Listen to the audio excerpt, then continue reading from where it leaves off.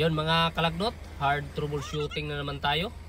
Meron na naman tayong makukuhang idea nito. Merong dinala sa atin na isang Toyota Commuter Deluxe. Medyo matagal-tagal na daw to na hindi umusok ang tambutsyo. So yan, check natin dito yung kahimtang. So kita natin na medyo waskag talaga yung kahimtang ng dashboard. Ibig sabihin ay medyo mahirap talaga yung trouble nito.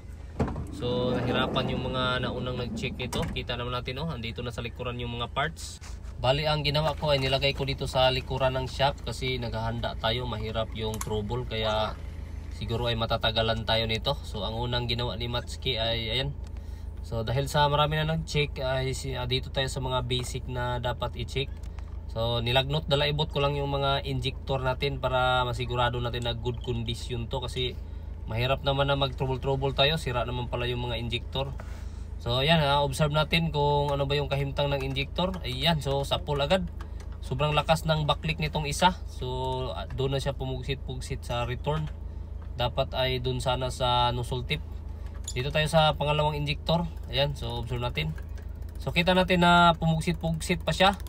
Pero ang problema, ayan, imbes na 8 pugsit-pugsit, 5 na lang yung nagpugsit-pugsit. So barado yung nito, nozzle tip. Ibig sabihin ay not good condition din. Dito tayo sa pangatlo. Ayan, so parang gibusaw yung kahimtang.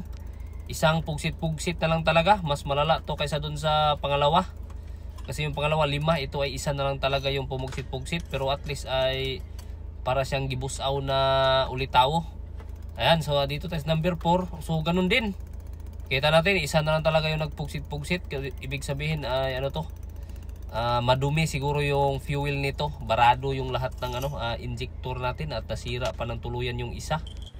So ngayon ay dito tayo sa pinaka the best na option dahil sa ambulance yung unit natin, hindi natin pwedeng gawing ayom-ayom to. Kaya kung sira yung injector ay papalitan talaga natin ng 4 kasi baka pag inayom-ayom natin at merong karga na 50-50 at nag-aberya sa daan, magiging 100-100 yung kahimtang, magkadisgrasya pa tayo. Ayan, so dito na tayo. Pagkatapos makabit yung mga injector ay nag-programming na agad si Matsuki. Ayan, so medyo mahaba talaga yung troubleshooting nito. Yan, so basic lang naman yung programming. Kaya yan, pass forward tayo Matsuki. Okay, start. So kita natin dito na para na siyang umaandar. So yan, malakas lang yung blue by nito pero yan at least ay gusto na niyang mabuhay pero nahirapan si Matsuki dito kasi ayan ayaw tumuloy yung andar, umusok-usok lang yung kahimtang. So yan, kahit anong start talaga ay ayaw talagang umandar at nasira pa nga yung starter nito kaka-start ni Matsuki. Hindi na natin pinakita na nagpalit tayo ng starter pero nasiraan tayo ng starter nito. Ayaw talaga umandar. So anong plano nito, sir? Tingnan muna natin yung timing nito kasi ayan may siya na binuksan na yung timing. Baka ginalaw na yung timing nito. Injector kasi yung sira. Pero tapos natin palitan yung injector, so meron na siyang ganito na parang umandar pero hindi siya tumutuloy. Buksan na natin yung timing nito. Oh, ano na yan? Yeah, sir. Hapit na. Tanggalo na lang. Ayan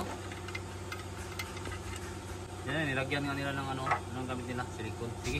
Bali, step by step kasi yung ginagawa natin na troubleshooting. Kaya ito, hinatid tayo dito sa timing. Kita naman natin na lumigas-ligas nga ng isang ngipin yung exhaust natin. Ayan yung exhaust camshaft.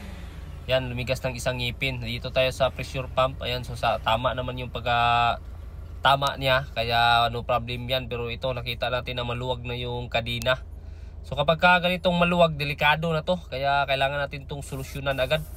Kaya dito na, binaklas na niyan ng buhol yung timing chain kit natin.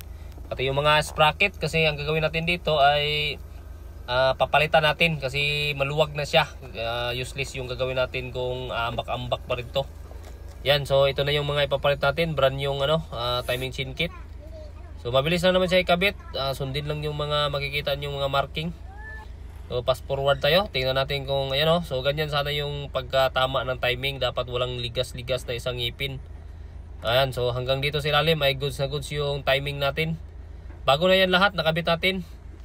So yan, napakita natin saglit yung dito, pinagpalitan natin. So ito yung mga kasama na timing chain kit. Pagkatapos makabit lahat ay inikot-ikot na niyan ang buhol, baka may tumukag-tukag at mabawg yung marbula. So dahil sa okay na ay tinakpan agad. Yan no. So ganun lang siya ka basic. Kapag ka nag-DIY kayo, siguraduhin lang ninyo na hindi kayo magkamali sa pagbalik ng timing at walang leak. So siguro pagka ganitong trabaho hindi na kaya ng DIY ito. Fast forward tayo. Ano nangyari yan? Tapos na? Okay na sir, final na lang. Tapos na. Yung timing chain mo, nakabit na lahat. Kabit na lahat sir. Sarado na. Tapos sarado na. yung indictor, okay na rin. Opo sir, yeah. Okay. So, ayan. So, ito yung mga pinalitan niya, no? Timing chain, tsaka fuel pump, pinalitan na rin. Start na? Ready ka na? Okay, start na. Okay, start! Start! Grabe! Yan! Nakachamba na muda! Sarado! Sa wakas, sa mahabang troubleshooting ay umandar din. Kita natin, ayan o. So, tumutuyok din yung mga tuyok niya. Ipim! Okay. Siyempre, alam nyo na army-marky magat si Matsuki dito para lumaki-laki yung libor natin. Yan, so goods na. Ngayon naman ay tingnan natin yung waskag na kahimtang dito kasi nung dumating to dito ay waskag to eh. Yan, so goods na yung dashboard, malinis na at naibalik na lahat. Pagka ganyan ay kailangan na nating nito, test drive ng dahan-dahan. So tara, samahan nyo kami ni Yan ng Bohol. Ayun, so test drive na. Chef, yan ang Bohol. 140.